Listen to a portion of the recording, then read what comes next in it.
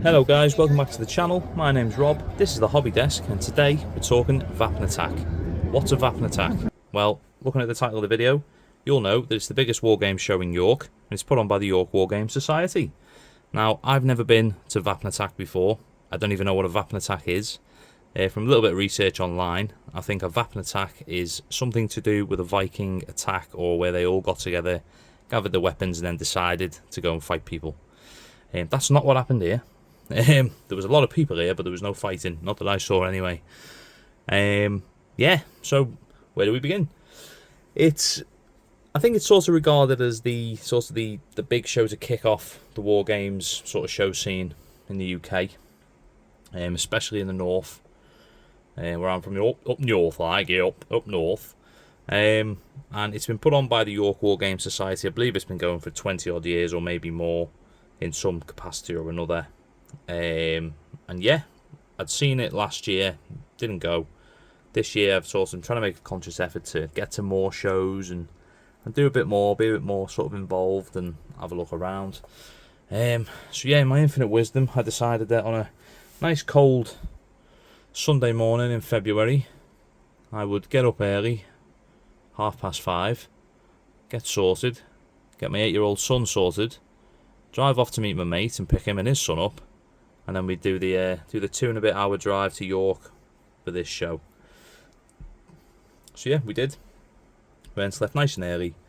Drive was okay there. Parking was good. I'm one of these people. I need to get to these places early, to get a good parking spec and know where I am. I know I can get out and things like that. Especially today, it was a bit of an awkward one because my wife's in work, so we had to get back before my wife left for work and things like that. But anyway, I digress. So, Vapnartak. We got there. It's at York Racecourse. Really, really well set out. It's over 2 floors and a mezzanine. The second floor, first floor, whatever you'd say, it's a bit funny. It's a bit split and it's a bit weird, like, but it's good. And yeah, it's got a whole host of traders there. Now you've got your likes of your big hitters, you know, your Warlord Games, Crooked Dice. They're there. That's really cool. Eureka Miniatures, I love them. Bad Squiddo, War Bases, and then you've got obviously the big one for me, Great Escape Games. I was very, very excited to go and see them today. And then they've got a tabletop trading area as well, where sellers can go and set up, and you can sell your own wares. You pay your table for a little bit, and that's that. But they give you a map on the way in, which is really cool. It tells you where everyone is, all numbered, this, that, and the other. So naturally, when you're standing in the queue outside waiting to go in, I'm going Great Escape number 37. That's where I want to be, right over there. But yeah, I didn't really come with anything particular in mind to buy. Now, hopefully, as I'm talking, I've been putting some pictures up and this and that. I didn't even take that many pictures, to be honest, because it was a bit of an odd day. It was very, very busy. And obviously, it was with my son. My son was very excited. He wanted to go and find tanks. So naturally, as soon as we got there, it was straight to the top floor, to the tabletop sale. Have a little look around. You know, your people selling their parts of their collections, this, that, and the other. My son got a cracking deal on some die-cast tanks. He was made up with them. An older gent, I think he sold him. I think he got 3 tanks for a tenner, and he gave him another one for free. And so my son was made up. That was a good start to the day for him. But then you know, it's like with kids. Once they've got what they want, all of a sudden I don't want to be here now. I want to go home and look at this. But no, got him to. Kept him involved anyway. He was happy, and he rinsed me for a few quid as well, a few things to buy. But yeah, so what did we buy? You know, what did we pick up? Where do we begin? So we'll go back to the ground floor, and we started off over at Warlord Games. A little look there. I was going to pick up a few bits of my Bolt Action Army, and I thought no. I need to finish building it first, and then I'll know what I need. I'm trying to be sensible with that project. So we headed over to Irongate Scenery. Now these guys do a number of 3D printed bits and bobs. So let's get rid of that map there. And I picked up, for me, they do gaming tables, which are really cool. And for my son, because he wanted some sharks and fins that he can stick together and paint. So we have a little crack this open. So it's like I said, it's 3D printed. This kit here that I've picked up comes with a couple of gaming tables, dice. This one's like a poker table set up. I thought they'll look good in my saloon. I've got a metal set from Dixon Miniatures that I'm working on. But yeah, I thought these, just as a couple of freestanding pieces, they'll do as well as, you know, they'll look nice painted up in the saloon. Tied up those edges a bit. But yeah, so I was pleased with that one. Spotted them. Thought they're cool. Like the look of them. Chuck them back in that box so I don't lose those stools and bits and bobs. So that was the Iron Gate scenery, the first purchase. You know, the sharks and fins, which I just thought these were really cool, to be honest. My son spotted them. You know, he'd been good. So I was like, okay. And to be fair to him, you know, we went with his own money, but I was like, no, I'll treat you to these if you want to paint them and this, that, and the other. No, we can do that. So you get a selection of fins, and you get some sharks there as well to stick in. You know, they're pretty nice quality. Are they resin? No, I think these are filament. If they're filament, they're really nice. No, I think they are resin actually. Oh, I don't know. Maybe they're resin. Let's have a look. Does it say? Oh yeah, it does. Resin miniature, of course. But yeah, so they look really cool. He can use them in his tabletop battles he has with his soldiers and stuff. So he's not really a war gamer per se, but he loves his tanks, he loves his soldiers and his bits and bobs like that. So, but yeah, so we got them. That's what we picked up there. So that was our first two purchases of the day. Had a good chat with the guy from Iron Gate, because he's coming to our event that we're setting up in April. Do a little shameless plug of that there. We're a walk-on. Keep your eyes peeled on the internet for that one. From there, we went for a wander to... Who did we head over to then? Bad Squiddo with Annie. Wow, Bad Squiddo. I really like Bad Squiddo. I like her sort of ethic around the company and the things she makes. You know, she does a lot of like historical, like female figures in history, which is really cool because I think that's quite lacking in a lot of ranges. But so, you know, I'm singing the praise here. I didn't buy any female figures in history. I purchased something that I saw in a video she did with Peachy. I think it was Peachy Con. I saw there was, you can colour your own Turkey Man. There's Turkey Man stickers, so I picked up a Turkey Man. This miniature, it's not safe for work. It's a metal miniature. Let's get it out. Let's have a look. Let's get him out. Does it tell a little bit about it there? Oh, here's a bit of information about Bad Squiddo anyway. I had a little chat with Annie when I was there, and she, you know, she seems a really nice person. And I think I've seen her before at one of the Mantic events too. Yeah, the dice bag lady. But no, she's a bit of a success story. You know, she's doing very well, and the miniatures she makes are great. So got his booty cheeks, as my son would say. But yeah, he's a nice chunk of metal. Nice bit of heft to him. But I'm looking forward to getting him painted up, because I'm actually thinking, my thinking behind this was with the Bad and the Ugly book coming from Great Escape Games to Dead Man's Hand. They've got all the supernatural stuff in there, and I'm thinking he will make a bit of a sick, twisted supernatural creature. But yeah, so we got ourselves a Turkey Man. And you know, it's like with any of these things, you think I could buy loads of stuff here, but I was actually trying to be sensible.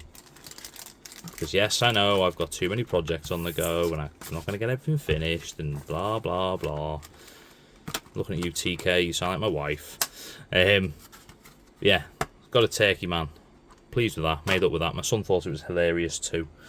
Where do we stop after there? I think we went to Pendraken. Now, Pendraken, if you don't know them, they produce a lot of MDF stuff. I think they do a lot of tokens and counters and things like that for games. They do a lot of metal miniature ranges as well, in like really small scales. Was it 6mm, something like that? They were really cool. Yeah, I picked up these, a set of 28mm Wild West fences. trough and a gate, because obviously working through my town, I've got my little ranch bit I'm setting up, and I thought these fences, because they come on their own individual little bases, I can get some basic material down and paint them. I can move them about, and have to have them fixed big pieces. I picked up another pack they do, 28mm set, and they were bigger. Like, they must have been about, like this on the video, they must have been about this. You don't know how big that is on the video. That could be 12 foot or anything. But no, I think it must have been about 6 inches maybe, whatever. But they were a solid piece, and I thought, yeah. And I saw this pack, I mean, for £5 as well. Can't complain. I think I've seen this online on eBay or something like that as well. I had it on my watch list for a long time, but I thought, I'm there, £5, I'll take it. And when we bought that, the lady at the counter, she was really nice. She let my son pick a, do you remember the old foam flyer planes, the old glider planes? I'll stick a picture up of one. Just let him pick one of them for free. So he was made up with that, because he loves them. We love them in our house, fly them around the lounge, and they're cheap enough, aren't they? If they get wrecked, you just buy another one or rip another one out the box. But yeah, so sticking with me Dead Man's Hand theme. Got my poker table, got my monster fences. Then we went to the War Bases stand. Had a good look around there. I mean, we were looking at other stands as we were going. We were looking at all sorts. But we had a look at their Bifrost range. Wow, they did some skeletons. So you get 4 random miniatures per pack for a tenner. Swords and shields. Now this is what my son picked. My son wanted these. Holding some skeletons. Okay. So, is it right? We'll get some then. Are we stapled shut? We were stapled shut. But let's have a little look. I don't know much about this range. Oh, the shields are separate. That's nice. They're cool as well. But yeah, so War Bases. I like War Bases anyway, because I've got a couple of their buildings for my Dead Man's Hand town. Quite a nice looking skeleton, that one.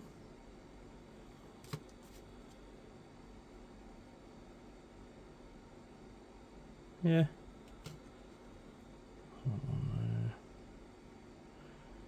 But I was thinking, well, my logic behind it all with this sort of stuff is my son can, slowly but surely learn how to paint, get into the hobby a bit more, and then once he is, I don't mind buying him other bits and bobs.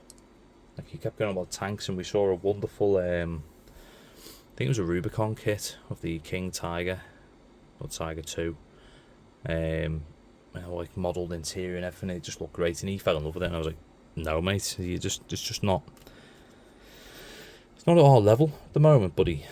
Which he understood. He was like, yeah, no, fair enough. And then he said to me, that does look complicated. I was like, yeah, so that's a big project, mate. But yeah, that's the shields, coming in Bifrost ones. But yeah, like these shows, there's so much going on, isn't there? There's so much there, and you sort of just get a bit lost. Like, I was looking at the thing from here, War Bases, and bear in mind, anyone who went there today, when I'm explaining these places, I went from here to here, I was literally hopping around left, right and centre. There was no order. My son just dragged me around and was like, I want to go here, I want to look at this, I want to look at that. So I was like, okay, yeah.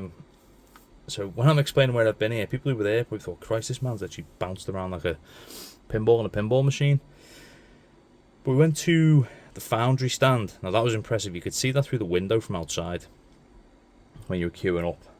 Massive stand. Obviously they've got a whole host of different historical miniatures and things like that. I'd look at the Wild West stuff, or the Old West stuff, as they call it. And I'll be honest, that was good. There was a few packs there I wanted to pick up, and I thought, no, I've got enough going on here. I need to get through and finish painting and stuff like that.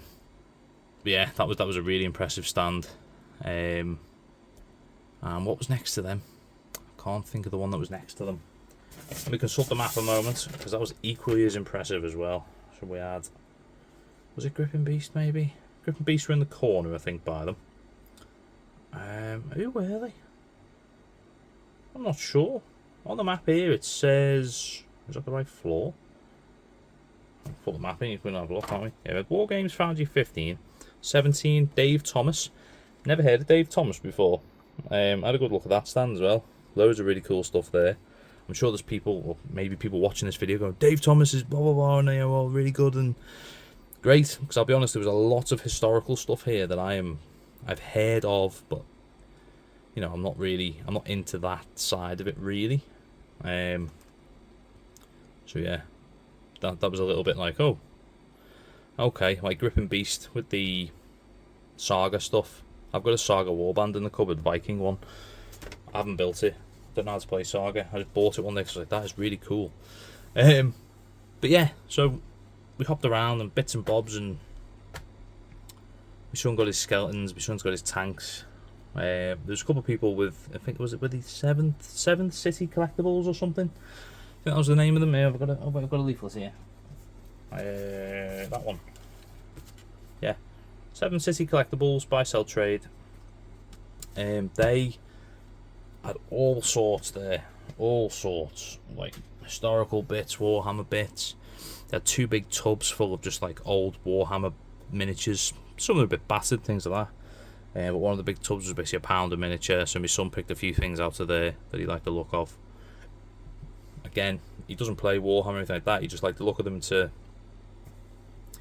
basically have them playing his little army battles and things he does. There was loads of demonstration games on there as well, but we'll get to them. And what was my last purchase? Of course, Great Escape Games. So, went to Great Escape Games stand, naturally. And it was heaving. All you could see all day was people walking around with these. I'm gonna just take up the whole camera now and zoom out a bit. We deal in lead, friend, and it was these Great Escape Games carrier bags. So Great Escape Games must have had a very good day there, because everywhere you looked, everyone had the green carrier bag. I'll zoom back in. Don't need to see the untidiness of my desk. Yeah, so we went to Great Escape, had a look around there. I had a few things in mind that I wanted, and I did pick up. So, and to be fair, I was good. I was good today. There was a lot there that I wanted, but there's also a lot coming out at the end of February with Great Escape. So I picked up, what did we pick up here?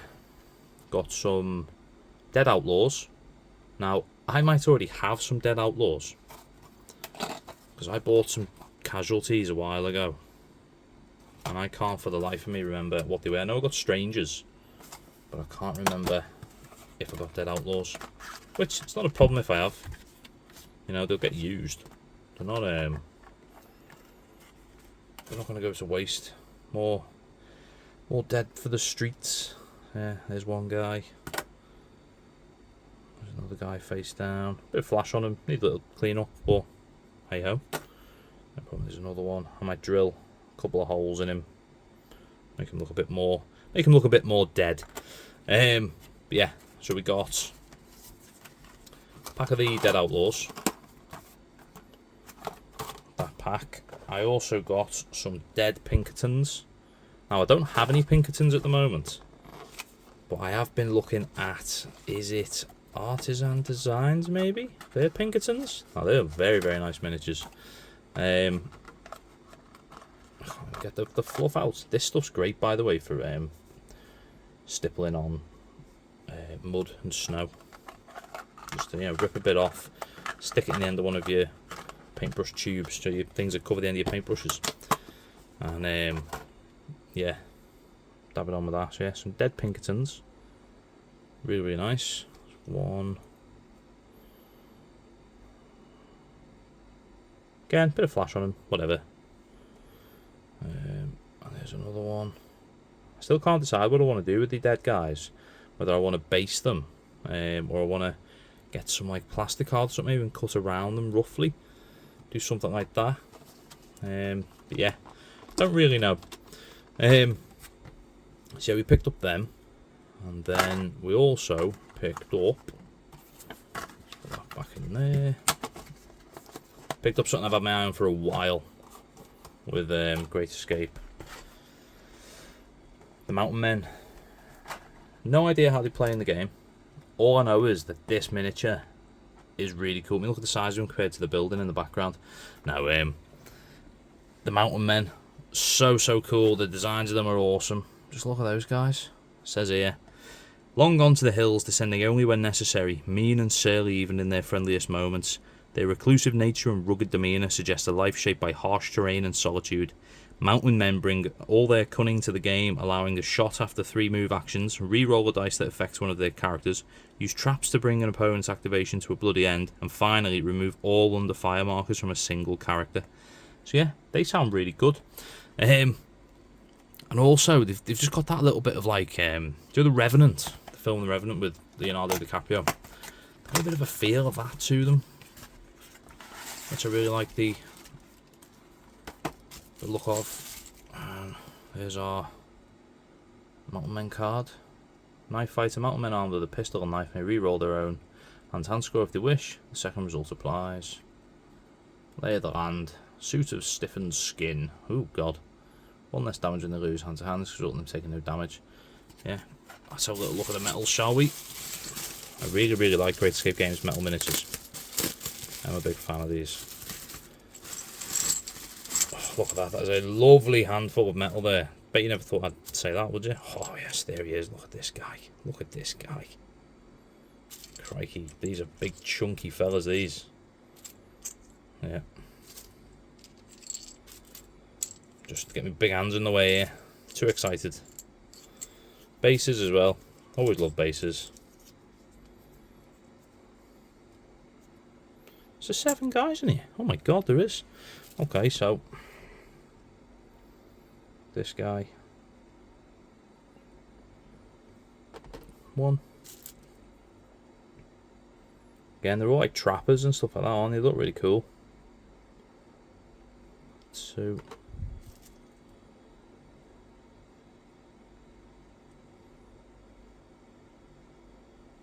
3. Bit of a bent gun, but we're not going to worry about that.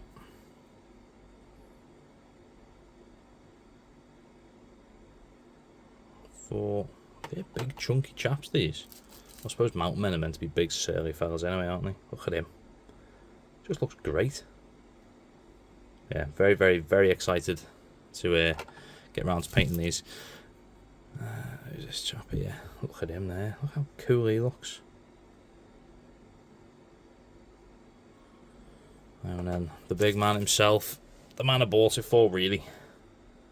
Just wearing a bear on his head.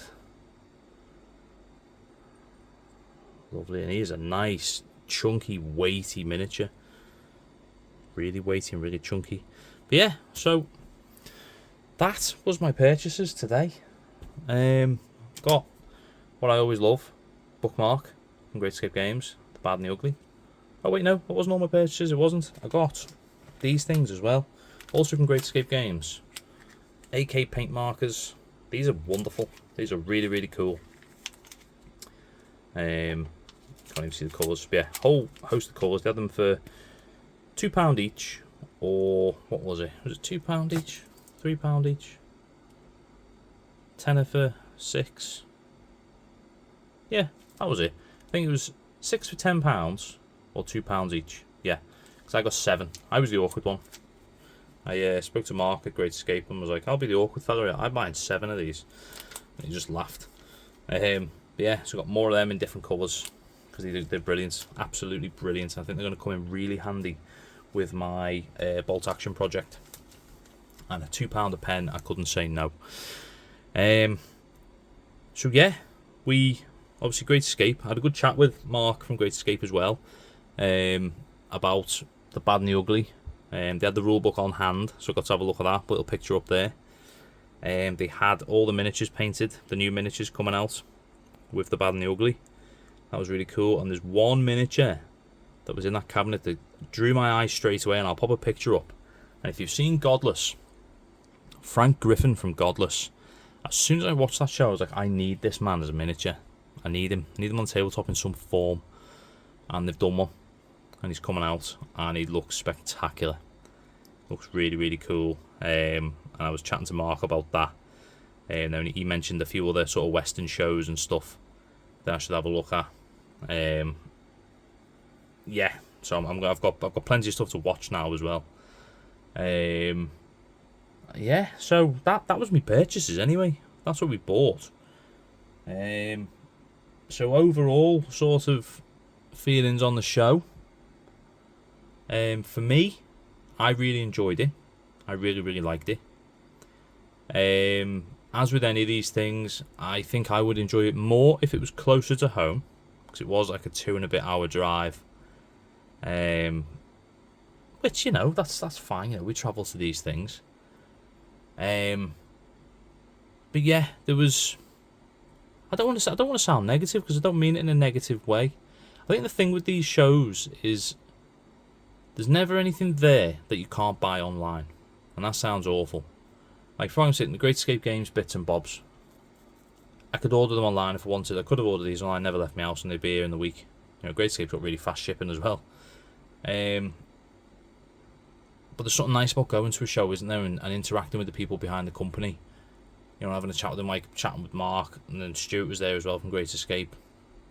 You know, having a chat with Mark about just TV shows and characters and the excitement, and you can see that they're excited about their game. You know, I think that's the beauty of these shows, is that you go and you interact with the people in a direct manner. Like Annie as well. I had a little chat with Annie about like the Turkey Man. She's like, have you seen him before? And I said, yeah, I saw him on a video with Peachy and this and that. And you know, you get that interaction. You feel the passion, I think. I think what's nice about these shows is that every company there, you know, they are passionate. I'm not saying like big companies aren't passionate. This is probably going to come across in a negative way, I think. Let's just say some companies feel a bit faceless, and they're just going, yeah, great, you like our products, we'll take your money, see you later. You know, having a good chat with people about things, like the guy from Iron Gate Scenery, chatting to him, really nice guy. You know, Annie, really nice. You know, the other traders didn't buy things from, but you know, you still chatting about products and things, about games. You know, there was a couple of traders there that could have been more friendly, I think. I think when you're standing as someone's standing, you're looking at a product, and there's only a couple of people standing there, and the trader themselves just doesn't look interested. It puts you off a little bit. I'm not going to name any names. But yeah, there was a couple of traders like that where I thought, oh. There was one guy, and I wish I got his name, and I might try and figure it out from the map actually, because he was a really nice fella. Was it 30? Trying to look on the mezzanine here. I've got a feeling he's one of these. I could be wrong. Was he number 30? Who's 30? No, it wasn't Grubby Tanks. It wasn't them. It's going to bug me. Let's get to the first floor. That's all games. Was it 32? Who's 32? No, it wasn't Tree Fellas. 29. Who's 29? Who's 29? Sorry, I've only got it on your thing here. 29, surprise stare. Don't know. It's going to bug me. It wasn't Black Scorpion. That was... I'm going to find it, because it was really interesting. It wasn't my sort of thing, I must admit. But it was nice to see the gent was so passionate about it. It was small form historical war games. Like, you basically played on like a board. You had like counters and cards, and there was a War of the Roses game that he did. And I'm not that into the War of the Roses and things. I know about it, studied it in history at school and all that. But he was so passionate about it, and he was like, this is how our game works, and this is this, and he explained it all in about 5 minutes flat. And I thought, you know what? I would play that game, and I know nothing about it. Simply based on the fact that he saw me look at it and go, oh, what's this? And he was quite happy just to explain straight away, this is what it is, this is what we do, blah, blah, blah. There was no pressure to buy anything. There was no pressure to, you know, any of that. He was just passionate about it. And he's like, we've got this product, we do this. And I was like, wow. That's such a good idea, like small form games, you know, that you can stick in your bag if you're going on a bit of a road trip or something, or, you know, you can take with your kids and stuff. But yeah, there were so many cool traders there. I really enjoyed it. Like I said, if it was closer to home, I think I'd enjoy it more. It's just that it was a bit of a drive there and back and squeezing it in. For me, it was more the time constraint, I think, because my wife was in work. I had to squeeze in getting there and getting back. But yeah, highly recommend it. The guys do a really good job setting it up. The layout was good. It's over, like I said, there's got the ground floor, the first floor, and there's like the mezzanine. They had demo games. I'll get some pictures of demo games up as well. There was a whole host of them. The Yorkshire Wargamer was there. I probably butchered the pronunciation there. They were a big demo. There was loads, to be honest, loads and loads of demo games. Sally Forth were there, doing a Pull Pally game. Gosh, what else was there? There were so many. And yeah, it was good. I just feel like, for me personally, like, I liked it. I will probably go again next year. I preferred, having only gone to 2 big events like this, I preferred Phalanx's layout, because it was all one level and it was in a big sports hall, and the demo games seemed more involved, in the sense of the demo games are sort of like in the middle of the shops, so you had all your traders around them, and everywhere you looked there was a big demo game. There was something catching your eye, whereas here it felt very, at times the traders were on top of each other, and I was thinking, well, who am I? Who am I? I know who I am. Where am I? What like trader is this? What shop, for use of a better term, am I in? But it was a very, very good day out. You know, hats off to the York Wargames Society. Is it Society? Have I got that right? Yeah, the York Wargames Society. Hats off to them. You know, they've been doing it for a long time, and it's, you know, it works and it's great, and I think I will go again. My son wants to go again. But yeah, I want to try and get to more of these then over the year. And I didn't take many pictures, so for that I apologise. Because I was with my son, and he was just quite excited and dragging about, and it was very, very busy. I think because it was multiple floors as well, it felt like I was a bit like, right, you know, where are we? But no, really, really good day out. I'd recommend it, especially if you're local to it. You know, there's no excuse not to go. You know, a bit of a drive for me, but that's what you do, isn't it? You want to go to stuff, you go for a drive. It's only a couple of hours. So yeah, overall, I'd recommend it. I'd go again. It's great to interact with traders, you know, in person, see these people, and, you know, feel the passion for the hobby from them and what they do. And yeah, I picked up a few good bits. Got to have a little look at the Bad and the Ugly book early from Great Escape. Yeah, good day out overall. Son enjoyed it, my friend enjoyed it, his lad enjoyed it as well, which was good. I mean, we didn't spend much time together, the 4 of us, because as soon as we got in there, you turn your back and it's that busy, you're gone. So there's a lot of phoning. Where are you? I'm on this floor next to this. Okay, I'll come and meet you. Okay, and this and that. But no, good day out. I'd recommend it. There were bargains to be had. There was a lot of deals on some of the stands where it was like, I think Great Escape had like buy 4 sets of plastic, get 1 free, or get 1 cheaper or something. Bits and bobs like that. But no, good day out. I'd recommend it, guys. What do you think? Any shows you recommend going to? I'd love to go to Salute, but I think that's a bit out of my range this year, to be honest, just because I've got a few things going on in April. Cough, cough, World War Con. Post a little picture about that again here. God, I'm putting 2 middle fingers up at you then. Post a little picture up there. But yeah, so be sure to keep an eye on that, and I'll do a video on that in the future anyway, on World War Con. But no, Vapnartak. I've butchered the pronunciation again.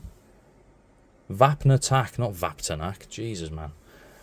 Vapnartak 2025. Great show. I'll go again. Looking forward to it next year. And hopefully next year my missus won't be working, so I can actually just enjoy the day. Or heaven forbid, I'll take the wife with me. And we'll stay over in York. We'll go to like the railway museum and stuff as well, because I know that's fairly local to the show.